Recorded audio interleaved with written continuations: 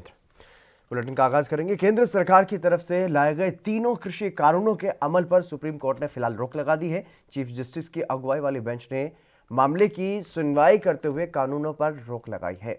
साथ ही कमेटी का गठन कर दिया गया है जो कि सरकार और किसानों के बीच कानूनों पर जारी विवाद को समझेगी और सर्वोच्च अदालत को रिपोर्ट सौंपेगी। केंद्र सरकार ने जिन 3 कृषि कानूनों को पास किया उसका लंबे समय से विरोध हो रहा है और दिल्ली की अलग अलग सीमाओं पर बड़ी संख्या में किसान वहां पर आंदोलन कर रहे हैं। इसी के बीच मामला सुप्रीम कोर्ट में पहुंचा और मंगलवार की सुनवाई में किसानों की ओर से पहले कमेटी का विरोध किया गया और कमेटी के सामने ना पेश होने की बात भी कही गई। हालांकि सुप्रीम कोर्ट ने कड़ा रुख अपनाते हुए यह कहा है कि अगर मामले का हल निकालना है तो कमेटी के सामने पेश होना होगा और ऐसे में अब कोई भी मुद्दा होगा तो कमेटी के सामने उठाया जाएगा। साथ ही सुप्रीम कोर्ट ने यह भी साफ किया कि कमेटी कोई मध्यस्थता कराने का काम नहीं करेगी बल्कि निर्णायक भूमिका निभाएगी और सुप्रीम कोर्ट की तरफ से जिस कमेटी का गठन किया गया है उसमें कुल 4 लोग शामिल हैं, जिनमें भारतीय किसान यूनियन के भूपेंद्र सिंह मान, डॉक्टर प्रमोद कुमार जोशी, अशोक गुलाटी और अनिल घनवंत शामिल हैं। यह कमेटी अपनी रिपोर्ट सीधे सुप्रीम कोर्ट को ही सौंपेगी। जब तक कमेटी की रिपोर्ट नहीं आ जाती तब तक कृषि कानूनों के अमल पर रोक जारी रहेगी। जीत है, किसानों की जीत है। माननीय सर्वोच्च न्यायालय सुप्रीम कोर्ट ने जो हम लोगों की पिटीशन थी सुप्रीम कोर्ट में इन कानूनों के खिलाफ, ये कानून लागू नहीं होने चाहिए, उन कानूनों को लागू ना करने के लिए सुप्रीम कोर्ट ने आज स्टे कर दिया है और कमेटी गठित करने के लिए हमने कुछ नाम सुझाए थे। ऑनरेबल जस्टिस मार्कंडे काटजू, कुरियन जोसेफ और भी जस्टिस के नाम बताए गए। उनके नाम पर विचार करके आगे कमेटी गठित कर और भारतीय किसानों के जितने किसानों के संगठन है, ऑर्गेनाइजेशन है, उन सब के अध्यक्ष को उस कमेटी में रखा जाए। हमने कहा विज्ञान भवन बहुत बड़ा है, उसमें कमेटी जब भी बुलाई जाए, मीटिंग हो तो उनके अध्यक्षों को बुलाया जाए और उसके साथ अगर लीगल रिप्रेजेंटेटिव की जरूरत है उनके एडवोकेट को बुलाया जाए जिससे आगे सारी प्रोसीडिंग हो सके।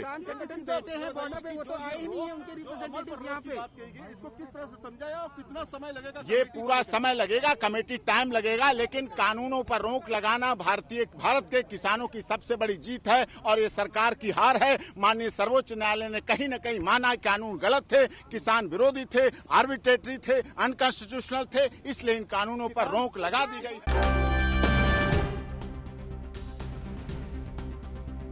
किसान आंदोलन पर लगातार घमासान चल रहा है और आज जिस तरीके से सुप्रीम कोर्ट में इस पूरे मामले की जो सुनवाई पिछले कई दिनों से चल रही है उसमें अब अंतरिम आदेश जो है वो दिया गया है और इस पूरे मामले में अपने आदेश में सुप्रीम कोर्ट की तरफ से ये कहा गया है कि अब एक कमेटी बनाई जा रही है जिसमें 4 लोगों को शामिल किया गया है और कमेटी के सामने ही किसानों को पेश होना होगा। सरकार की तरफ से भी उसमें पक्ष रखा जाएगा और जिस तरीके से किसान संगठन इस पूरे मामले में कहीं ना कहीं कमेटी का विरोध कर रहे थे, अभी भी किसानों का ये साफ कहना है कि कोई वो मध्यस्थता नहीं चाहते।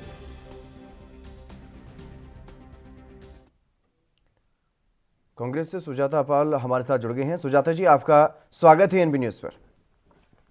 नमस्कार जी सुजाता जी, जिस तरीके से अब कहीं ना कहीं सरकार को ये बड़ा झटका लगा है जो सुप्रीम कोर्ट ने अपने आदेश दिए हैं उसमें साफ तौर पर कमेटी के पास अब ये मामला चला गया है और जो कानून लागू किए गए थे उनको स्थगित कर दिया गया है तब तक जब तक ये मामला सुलझ नहीं जाता, जब तक इस पर कमेटी की रिपोर्ट नहीं आ जाती। लेकिन किसानों की तरफ से अभी भी साफ तौर पर यही कहा जा रहा है कि जब तक ये कानून रद्द नहीं होंगे तब तक हम घर नहीं जाएंगे। तो ऐसे में किस तरीके से क्या कुछ समझते हैं आप, क्योंकि सरकार को हम पहले से ही कह रहे हैं कि इन कानूनों को स्थगित कर दिया जाए, लेकिन सरकार ने इस बात को नहीं माना, अब मानना पड़ेगा। और वहीं अगर किसानों की तरफ से देखा जाए तो क्या अब मामले का समाधान निकलता हुआ दिखाई दे रहा है? देखिए, ये एक बहुत बड़ी जीत है। निश्चित तौर पे हमारे किसान भाई जो कह रहे हैं उसको जो सुप्रीम कोर्ट की टिप्पणी थी कल की, उस पर भी जाना चाहिए हमें, क्योंकि उन्होंने कहा था हम रोक लगा सकते हैं, हम इन्हें खारिज नहीं कर सकते। हमारे किसान भाई क्या कह रहे हैं, शुरू से कह रहे हैं कि हम कोर्ट क्यों जाएंगे, क्योंकि ये कानून जो है वो संसद में लाए गए, तो संसद इन्हें पीछे ले, यानी कि सरकार इन्हें पीछे ले। इसका मतलब है कि हमारे कानून को पीछे करवाने के लिए हमारे किसान आज भी डटे हुए हैं। मगर कहीं ना कहीं जो बात वो कह रहे हैं उस पर मोहर लगा दी है माननीय उच्चतम न्यायालय ने, क्योंकि माननीय उच्चतम न्यायालय ने इस बात को मान लिया है कि जो कॉन्ट्रैक्ट वाला लॉ है उसमें बहुत सारी कमियां हैं और उन्होंने ये कहा है कि कोई कॉन्ट्रैक्ट नहीं किया जाएगा और उसमें अगर देखा जाए तो सरकार को वैसे ही पीछे हट जाना चाहिए और यही कानून जो है वो मेन कानून है जिसके खिलाफ हमारे किसान भाई जो है वो लामबंद है। दूसरी तरफ उन्होंने जो समिति बनाई है उसका विरोध हमारे किसान भाई इसलिए कर रहे हैं क्योंकि उनका कहना है कि भाई हमें कोई भी कानून मंजूर नहीं, तो हम कोई समझौते के लिए नहीं आए हैं, हम चाहते हैं कि आप अपने कानून वापस ले। जहां तक मामला है वो अभी भी सरकार के पाले में है और सरकार अगर चाहे तो इमीडिएटली हल ढूंढ सकती है। आपने देखा कि किस प्रकार से उच्चतम न्यायालय में भी हमारे सरकारी वकील, इतने बड़े बड़े वकील हैं ये, और ये किस प्रकार से बदनाम करने की कोशिश कर रहे हैं हमारे किसान भाइयों को कि ये सिख जो ऑर्गेनाइजेशन है उनमें से है, खालिस्तानी जो है वो इन्फिल्ट्रेट कर गए, आईबी की रिपोर्ट की बात कर रहे हैं। क्या ये उन्हें शोभा देती है? देश की जनता और खास करके ऐसी जनता जो आंदोलन कर रही है वो भी शांतिपूर्ण, आप उन पर लांछन लगा रहे हैं। ये तो दिखा रहा है कि ये सरकार कितनी कमजोर है, कितनी डरी हुई सरकार है। अहंकारी सरकार लोगों की आवाज को दबाकर राज करना चाहती है, मगर किसान इनका इलाज करने आया है और इनका इलाज करके रहेगा। जी, अनीता जी भी हमारे साथ जुड़ गई हैं भारतीय जनता पार्टी से। अनीता जी, आपका स्वागत है एनबी न्यूज पर।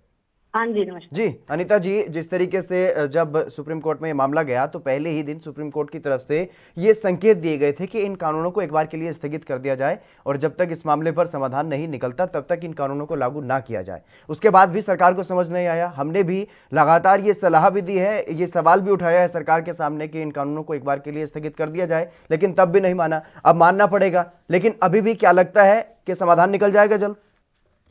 देखिए जी, कानून जी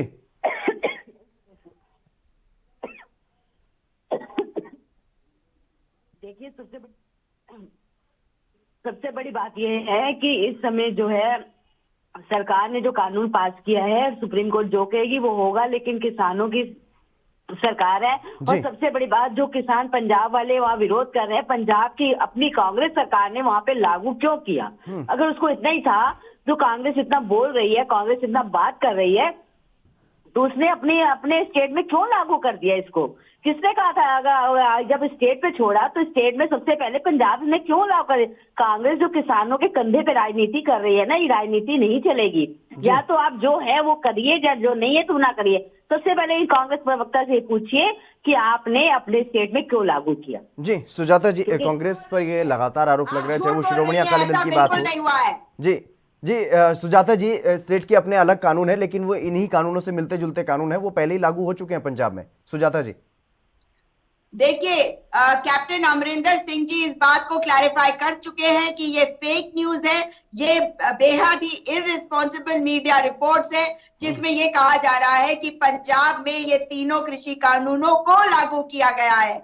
ऐसा बिल्कुल नहीं हुआ है। और जो फूड मिनिस्टर है, भारत भूषण शायद उनका नाम है, उन्होंने भी एक न्यूज़पेपर रिपोर्ट को ट्विस्ट करके बताया गया है।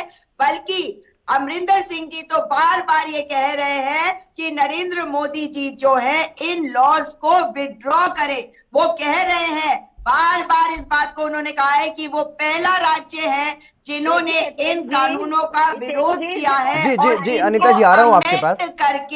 अमेंड करके अपने राज्य में लागू करने की बात करी थी। अनीता जी, इस तरह की झूठ और भ्रम को फैलाना भारतीय जनता पार्टी बंद करे। और भारतीय जनता पार्टी की ये प्रवक्ता जो है, इनके पास और कुछ कहने को नहीं होता है। अनीता जी, कांग्रेस को छोड़ दीजिए यहाँ पर, क्योंकि आंदोलन किसान कर रहे हैं, कांग्रेस नहीं कर रही है। कांग्रेस उनका समर्थन कर रही है, बाकी की पार्टियां भी उनका समर्थन कर रही है। राजनीति कर रही है। जी अनीता जी सुनिए ना, अरे ठीक है, आप मौका दे रहे हैं इसलिए राजनीति कर रहे हैं ये लोग, आपने मौका दिया है। नहीं, हमने कोई किसी को मौका नहीं दिया। हमारी सरकार तो किसानों गरीबों की सरकार है। अनीता जी, अगर किसानों गरीबों की सरकार है तो किसान वहां पर मर रहे हैं, उनकी बात को अभी तक मान क्यों नहीं लिया गया? ये बड़ा सवाल है अपने आप में। सुप्रीम कोर्ट ने जब फटकार लगाई, सुप्रीम कोर्ट ने भी तो स्थगित किया इन कानूनों को। देखिए, मेरी बात सुनिए तेन जी, बराबर किसानों से वार्ता चल रही है और वार्ता के रास्ते खुले हैं, ऐसा नहीं। और जो भी कानून आ रहा है वो स्टेटों के ऊपर छोड़ा, स्टेट उसको लागू कर रहे हैं, कई स्टेटों में चल रहा है। और सबसे बड़ी बात है कि आज जो ये बड़े बड़े बोल रही है कांग्रेस, उससे मैंने यही कहा कि अपने प्रदेश में आपने लागू कर लिया, यहाँ राजनीति कर रहे हैं। और दूसरे सुप्रीम कोर्ट का जो भी अनीता जी सुनिए ना, सुनिए अनीता झूठ जी, बोलना बंद करिए। आप यहाँ पर कांग्रेस को निशाने पर मत लीजिए, क्योंकि किसान वहां पर दिल्ली की सीमाओं पर अलग अलग राज्यों से बैठे हुए हैं, चाहे वो हरियाणा है, चाहे वो उत्तर प्रदेश है, चाहे वो राजस्थान पंजाब के तो किसान वहां पर हैं ही हैं, और बाकी के राज्यों के भी किसान वहां पर हैं जहां पर बीजेपी की सरकारें हैं। तो ऐसे में उन किसानों की सुनिए जो वहां पर आंदोलन कर रहे हैं। अब कमेटी बनाने की बात कर दी गई है, अभी भी तो आपको वो कानून जो है वो स्थगित करने पड़ेंगे, क्योंकि अब सुप्रीम कोर्ट ने आदेश दे दिया है। अगर वो पहले ही स्थगित कर दिए जाते, पहले ही इस तरीके से बातचीत की जाती कि तब तक जब तक कोई समाधान नहीं निकल जाता बातचीत करके किसानों के साथ, तब तक ये कानून लागू नहीं होंगे, जिस बारे में पहले भी लगातार किसान नेता कहते रहे हैं। तो पहले क्यों ये स्टेप नहीं लिया गया? देखिए हितेन जी, सुप्रीम कोर्ट ने जो कमेटी बनाने की बात की वो पहले भी कही थी, किसान उसके लिए भी तैयार नहीं हो रहे कमेटी बनाने के लिए। अब किसान लोग भी जब तैयार, हमने तो पहले कहा था कमेटियां बना ली, कमेटी जो बात कही कमेटी की नहीं है अनीता जी, बात कमेटी की नहीं है, बात समाधान निकालने की है, क्योंकि सुप्रीम कोर्ट ने भी साफ तौर पर यह कहा कि मध्यस्थता नहीं करेगी कमेटी सिर्फ अपनी रिपोर्ट देगी, और रिपोर्ट देने के बाद ही कोई फैसला इस पर लिया जा सकता है। लेकिन यहाँ पर बात यह है कि कानून लागू करने या स्थगित करने की बात है। आपने अब तक क्यों स्थगित नहीं किए थे कानून? देखिए स्थगित करने की बात ही नहीं, अब कह रहे हैं हितेन जी इस चीज को तो सरकार मान नहीं रही थी, कमेटी बनाने की बात कर रही थी कमेटी, लेकिन किसान इसको मानने को तैयार नहीं थे। लेकिन सरकार ये भी कहती रही लगातार कि कानून तो लागू रहेंगे। देखिए कानून जो बना वो तो लागू रहेगा, ऐसा तो है नहीं, स्टेटों वाइज दे दिया गया। कैसे लागू होंगे, क्या बोल रही है ये? अब तो स्थगित करने पड़ेंगे ना, जब सुप्रीम कोर्ट ने आदेश दे दिया। सुन लीजिए, कमेटी बनने दीजिए। अनीता जी कमेटी बन गई है, लेकिन अब तो स्थगित करने पड़ेंगे ना कानून, सुप्रीम कोर्ट ने आदेश दे दिया अब तो। हाँ तो सुप्रीम कोर्ट का आदेश मान होगा, जो सुप्रीम कोर्ट का आदेश, सुप्रीम सबके लिए सर्वोच्च है, तो हमारे लिए भी जो सुप्रीम कोर्ट आदेश करेगी वो तो मानने पड़ेंगे। हम ऐसा तो कि हम कह रहे हम कांग्रेस की तरह ये तो है नहीं कि हम नहीं मानेंगे, हम 3 तलाक पे नहीं मानेंगे, शाबानों पे नहीं मानेंगे, हम कांग्रेस वाली नहीं, हम तो सुप्रीम कोर्ट को सर्वोच्च सत्ता मानते हैं, जो वो कहेगी वो हम करेंगे। लेकिन सबसे बड़ी बात है इसमें कमेटी बैठकर जो फैसला करेगी उस सब काम होगा। जी सुजाता जी, क्या लगता है कि इस तरीके से जिस तरीके की भाषा का इस्तेमाल कहीं ना कहीं बीजेपी के नेताओं की तरफ से किया जाता है, और जिस तरीके की जो वहां पर जो पेश किया गया है इस किसान आंदोलन को सरकारी वकीलों की तरफ से, उससे क्या ऐसा लगता है कि मामले का समाधान जल्द और सही तरीके से निकल पाएगा? देखिए, देश के सामने जो समस्या है वो समस्या है इस सरकार का अहंकार, झूठ और फरेब कहकर दिखाकर ये सत्ता में चली आई है। अब ये लोगों के ऊपर दबाव बनाकर अपनी गलतियों को छुपाकर ये तानाशाही कर सत्ता संभालना चाहती है। लेकिन आज जब माननीय उच्चतम न्यायालय में ये बात कह दी गई कि ये जो कानून है कॉन्ट्रैक्ट वाला, उसमें भी उन्होंने साफ कर दिया कि कोई कॉन्ट्रैक्ट नहीं साइन किया जाएगा। सरकार बार बार इस बात को उनको कहा जा रहा है कि ये कानून जो है आप पीछे लीजिए। अगर हमारे किसान इस बात को कह रहे हैं तो हमारे माननीय उच्चतम न्यायालय ने भी इस बात को कहा है कि हम रोक लगा सकते हैं, इसको खारिज नहीं कर सकते, रद्द नहीं कर सकते। तो इसकी जिम्मेदारी अब सरकार की है। सरकार की इतनी भद मच गई है, और ये भद इसलिए मच रही है क्योंकि इसमें राजनीति कर रही है भारतीय जनता पार्टी, जिसको ये अधिकार ही नहीं है। उनको नैतिकता के आधार पर अपना मुंह बंद रखना चाहिए, क्योंकि उन्हें पता ही नहीं कि वो बोल क्या रहे हैं। ये मामला किसान और सरकार के बीच में है, और इस वक्त माननीय उच्चतम न्यायालय की बातों को सरकार सुने, सरकार उनका अनुपालन करे और अपनी तरफ से ये निर्णय ले कि ये जो कानून है वे वापस लेंगे। उसके बाद समाधान ऑटोमेटिकली हो जाएगा। आप देखिए। बिल्कुल, बहुत बहुत शुक्रिया मेरे साथ जुड़ने के लिए, तमाम महत्वपूर्ण बातचीत करने के लिए। अनीता जी बहुत शुक्रिया आपका भी मेरे साथ बने रहने के लिए। लेकिन लगातार जिस तरीके से सुप्रीम कोर्ट की तरफ से भी संकेत दिए जाते रहे, हम भी ये सवाल उठाते रहे कि एक बार कानून को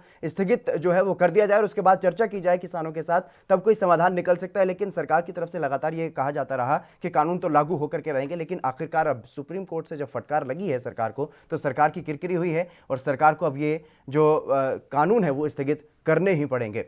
फिलहाल रुकेंगे यहाँ पर एक छोटे से ब्रेक के लिए, जल्द हाजिर होंगे।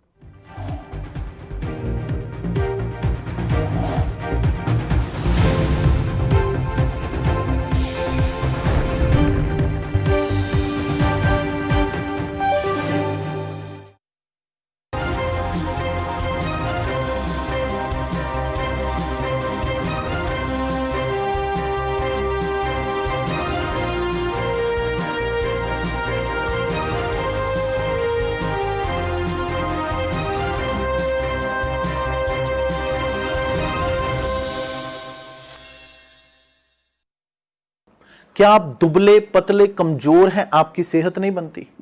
भूख कम लगती है, वजन नहीं बढ़ता? दरअसल मेन बात खाना पीना खाना नहीं है, मेन बात है खाया पिया लगना।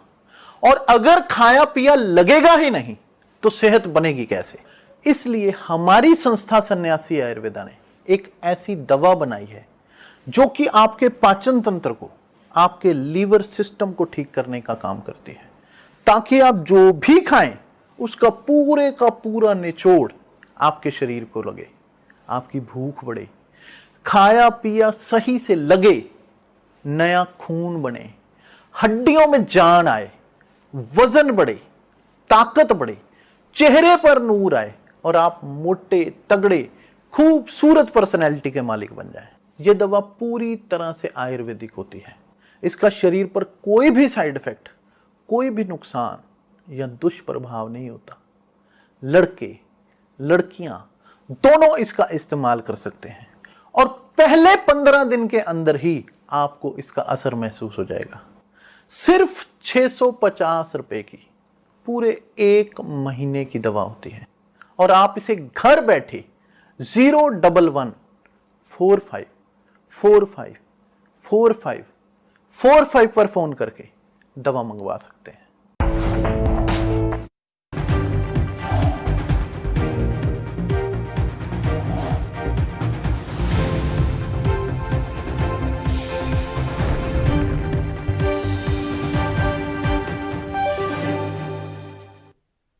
ब्रेक के बाद एक बार फिर से आप सभी का स्वागत है। खबरों में आगे बढ़ेंगे। मध्य प्रदेश के मुरैना में जहरीली शराब पीने से 11 लोगों की मौत हो गई है। मरने वाले 2 अलग अलग गांव के ग्रामीण हैं। पुलिस के मुताबिक सुमावली थाना इलाके के पहावली गांव में 3 और बागचीनी इलाके के मानपुर गांव में 7 लोगों की जहरीली शराब पीने से मौत हुई है। वहीं 7 बीमार बताए जा रहे हैं, जिसमें से एक की हालत गंभीर भी बताई जा रही है। अस्पताल में इनका इलाज चल रहा है। और इस घटना पर मध्य प्रदेश के गृह मंत्री नरोत्तम मिश्रा ने यह कहा है कि मुरैना की घटना बहुत ही ज्यादा दुखद है। थानेदार को तत्काल प्रभाव से निलंबित कर दिया गया है और मौके पर वरिष्ठ अधिकारी पहुंच गए हैं।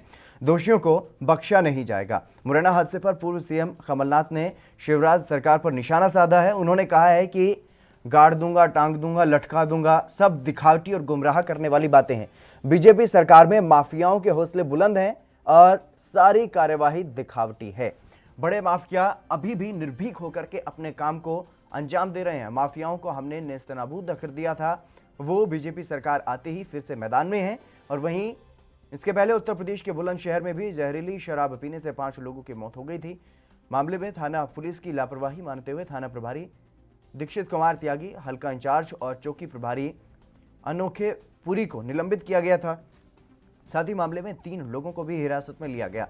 सिकंदराबाद कोतवाली क्षेत्र के गांव जीतगढ़ी में जहरीली शराब पीने से कई लोग बीमार हुए, जिसमें आज 5 लोगों की मौत वहां पर हो गई और इसके अलावा 15 लोगों को अलग अलग अस्पतालों में भर्ती करवाया गया था। गौरतलब है कि बीते दिन की सुनवाई में केंद्र सरकार की ओर से कोर्ट में कृषि कानूनों के अमलीकरण पर रोक लगाने पर आपत्ति जताई गई थी। साथ ही केंद्र ने यह भी कहा था कि ऐसा करना भी ठीक नहीं है और अभी सरकार किसानों से बातचीत कर रही है। तो एक तरफ अगर बात की जाए किसानों का जो आंदोलन है वो चल रहा है, और वहीं दूसरी तरफ अगर बात की जाए तो जहरीली शराब का जो मामला है वो पंचायत चुनाव जो है वो सामने है। इसको लेकर के अब जहरीली शराब भी बांटी जा रही है अलग अलग जगहों पर। मध्य प्रदेश और उत्तर प्रदेश में पंचायत चुनाव होने हैं, उससे पहले जिस तरीके से जहरीली शराब का कोहराम जो है वो देखने को अलग अलग जगहों पर अब मिल रहा है। इसी के चलते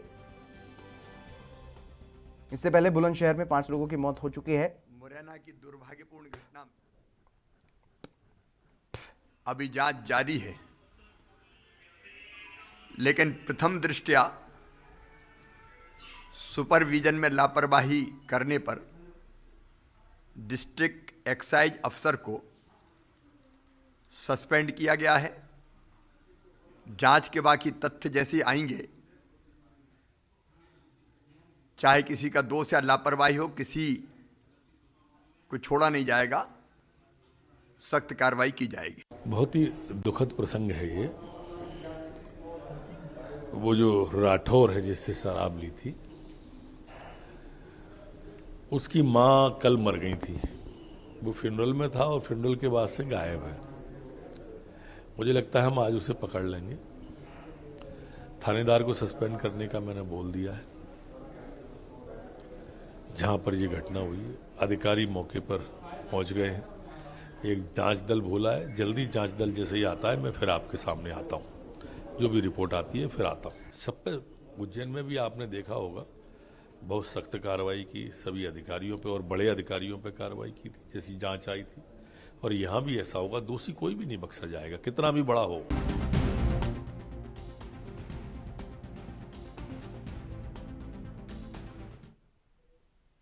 सुजाता पाल कांग्रेस से हमारे साथ जुड़ गई हैं। सुजाता जी, आपका स्वागत है एनबी न्यूज पर। Thank you. जी सुजाता जी, जिस तरीके से अब अगर बात की जाए तो जो पंचायत चुनाव सामने हैं उसको लेकर के जो उम्मीदवार हैं उनकी तरफ से भी शराब बांटने का काम किया जा रहा है, और इसके अलावा जो शराब माफिया है वो कहीं ना कहीं पैर पसारता हुआ दिखाई दे रहा है, क्योंकि अब शराब की जो अवैध शराब की जो बिक्री है वो अब जोर पकड़ेगी। ऐसे में क्योंकि चुनाव नजदीक है और इस तरीके से जो घटनाएं हैं वो भी अब सामने आनी शुरू हो गई हैं। 11 लोगों की मौत मुरैना में हो गई और इससे पहले बुलंदशहर में भी ये देखने को मिला। दोनों जगह पर बीजेपी की सरकार है और बाद में कार्रवाई करने की बात जरूर कही जाती है, लेकिन ये इस तरीके की घटनाएं ना हो, शराब माफिया ना पनपे, उसके लिए शायद कोई प्लान किसी भी सरकार के पास नहीं। देखिए, प्लान की बात आप कर रहे हैं, ये तो जानबूझकर माफियाओं को पनपने दे रहे हैं, क्योंकि इन्हें तो सत्ता में बने रहना है ना। आपने देखा कि मध्य प्रदेश में किस प्रकार से सरकार गिराई गई, किस तरह से ये जो चुनी हुई सरकारें होती हैं उनको अस्थिर करते हैं। तो कितना दुख का विषय है कि आज जो 2 गांव खास टारगेट पे रहे हैं, मनवाला और एक और गांव है ना, पलीवाल। जी जी। तो आप देखिए कि किस प्रकार से वहां के लोगों को ये जो पदार्थ मिला था पीने के लिए, ये क्या था? ये एक सफेद रंग का पदार्थ था, यानी कि कोई जहरीली चीज आप उन्हें परोस रहे हैं और सिर्फ इसलिए कर रहे हैं क्योंकि सामने चुनाव है, आपको सत्ता में बने रहना है। आप यही नहीं देख रहे कि जिन माफियाओं को आप पनपने दे रहे हैं वो क्या चीज दे रहे हैं लोगों को। क्या इस सरकार ने ठेका ले लिया है कि देश की जनसंख्या को इस प्रकार से लोगों को मार मार कर कम करेगी? एक तरफ किसानों को मार रही है, एक तरफ आम जनता को इस प्रकार से मार रही है। तो ये बड़ा दुख का विषय है। केवल ये कह देने से कि मुझे दुख हो रहा है और वहां का थानेदार सुजीत जी भी हमारे साथ जुड़ गए हैं भारतीय जनता पार्टी से। सुजीत जी, आपका स्वागत है एनबी न्यूज पर। जी नमस्कार। जी सुजीत जी, चाहे वो उत्तर प्रदेश की बात हो या मध्य प्रदेश की बात हो, दोनों जगह पर पंचायत चुनाव भी है और ऐसे में शराब माफिया जो है वो पैर पसारते हुए दिखाई दे रहा है। अवैध शराब का जिस तरीके से धंधा चल रहा है और उसकी भेंट चढ़ रहे हैं कई लोग। 11 लोग अब मुरैना में मर गए। क्या कर रही है सरकार? जो घटना हुई है ये बहुत दुर्भाग्यपूर्ण घटना है। इसको लेकर के सरकार ने सख्त कार्रवाई करने के निर्देश दिए हैं। जो जिन थाना क्षेत्रों में इस तरह की अवैध शराब। सुमित जी, सवाल ये है, बाद में घटना को दर्दनाक बता दिया जाता है या उस पर उसकी निंदा कर दी जाती है, इस तरीके से बात नहीं बनती। जो अधिकारी हैं, जो जिम्मेदार अधिकारी हैं, कर्मचारी हैं, उन पर भी कार्रवाई हो जाती है, लेकिन इस तरीके से क्या बात बनेगी? क्योंकि पहले ये शराब माफिया जिस तरीके से अपना काम कर रहा होता है, जाल बिछा रहा होता है, उस वक्त क्यों कार्रवाई नहीं हो पाती? देखिए सरकार शराब को लेकर के बहुत सख्त है और इस कारण से जब अवैध शराब का परिवहन सरकार बंद कर देती है तो कुछ लोग एक जो मतलब ये कहा जाए कि जो एक बहुत प्रचलित तरीका शराब बनाने का है, जंगल में शराब देसी तरीकों से शराब बनाने का जो गांव में चलता है, उस तरह की शराब बनाने की लोग कोशिश करते हैं और उसी तरह की शराब से इस तरह की घटना हुई है। तो ये सरकार ये द्योतक इस बात का भी है कि सरकार किसी भी प्रकार के अवैध शराब के परिवहन को लेकर के सख्त है, तब जाकर के जो शराब बनाने वाले जो, और ये लोग कोई बहुत बड़े लोग नहीं होते हैं, जो वो ये बहुत गांव के दैनिक मजदूरी करने वाले सुजाता जी किस तरीके से सफाई दी जा रही है कि अवैध शराब के परिवहन पर लगाम लगाई गई है, तब जाकर के इस तरीके की जो घटनाएं हैं वो सामने आती हैं। सुजाता जी, क्या इस तरीके से सरकार अपनी जिम्मेदारी से भाग सकती है? देखिए, वही तो है कि आप खेद व्यक्त कर दीजिए, आप दुख प्रकट कर दीजिए, आप एक थानेदार को हटा दीजिए, दूसरा थानेदार आ जाएगा, ये थानेदार कहीं और चला जाएगा। ऐसे कंट्रोल होता है। एडमिनिस्ट्रेशन करना अगर भारतीय जनता पार्टी को आता तो मध्य प्रदेश में ना व्यापम घोटाला होता, ना व्यापम घोटाला के जो संदिग्ध थे वो बचाए जाते और जो उसके विटनेसेस थे ना वो मरते। और अब देखिए कि 8 लोग अभी भी ग्वालियर के अस्पतालों में भर्ती हैं और बड़ी ही उनकी हालत जो है क्रिटिकल है। तो तो क्या इसकी जिम्मेदारी आबकारी विभाग के किसी सीनियर अधिकारी पर नहीं जानी चाहिए?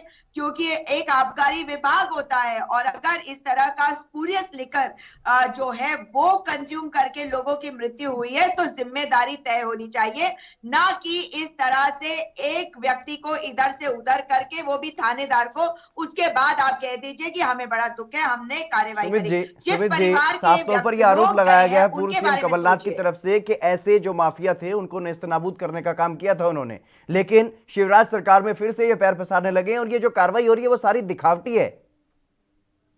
बिल्कुल बिल्कुल दिखावटी है। जिस प्रकार से हमारी सरकार जो है सुमित जी, क्या आप मेरी आवाज सुन पा रहे हैं? कर रही थी माफिया। सुमित जी, जिन्होंने अपने पूरे 15 महीने के कार्यकाल में सिर्फ दिखावटी काम किए हैं, ऐसे लोगों को ऐसा लग सकता है मैं उनके भ्रम के लिए उत्तरदायी नहीं हूं। मैं मध्य प्रदेश की जनता के, लेकिन हकीकत के लिए तो उत्तरदायी हो ना सर, हकीकत के लिए तो उत्तरदायी हो ना। जो 11 लोग मर गए उनकी जिम्मेदारी किसकी? देखिए, अब व्यक्ति वो देसी शराब जो अप्राकृतिक तरीके से बनाई जाती है, पूरी पद्धति के बिना बनाई जाती है, उसको कोई सवाल ये कि जिम्मेदारी कौन लेगा उनकी मौत की? उनकी मौत का जिम्मेदार कौन है सर? जहरीली शराब पीना, अमानक शराब पीना, ये व्यक्ति का स्वयं का निर्णय है। सरकार उसमें कौन लोगों ने बनाने की, और ये भागने की कोशिश है, जिम्मेदारी से भागने की कोशिश है। चलिए सुमित जी, बहुत शुक्रिया मेरे साथ जुड़ने के लिए। सुजाता जी बिल्कुल, बहुत बहुत शुक्रिया। मैं आपका गुस्सा समझ सकता हूं, लेकिन जिम्मेदारी से कहीं ना कहीं सरकार यहां पर भागती हुई दिखाई दे रही है। अगर इस तरीके से किसी की मौत होती है तो ये स्वयं का निर्णय थोप देते हैं, यानी कि मरने वाले की खुद की जिम्मेदारी है, हमने अपना पल्ला झाड़ लिया। बहुत बहुत शुक्रिया मेरे साथ जुड़ने के लिए सुमित जी, आपका भी, सुजाता जी आपका भी। लेकिन सरकार इस तरीके से अपनी जिम्मेदारी से भाग नहीं सकती। अगर शराब माफिया इस तरीके से पैर पसार रहा है तो उस पर कार्रवाई करना यहां पर जरूरी हो जाता है। फिलहाल इस बुलेटिन में बस इतना ही। आप बने रहिए एएनबी न्यूज के साथ।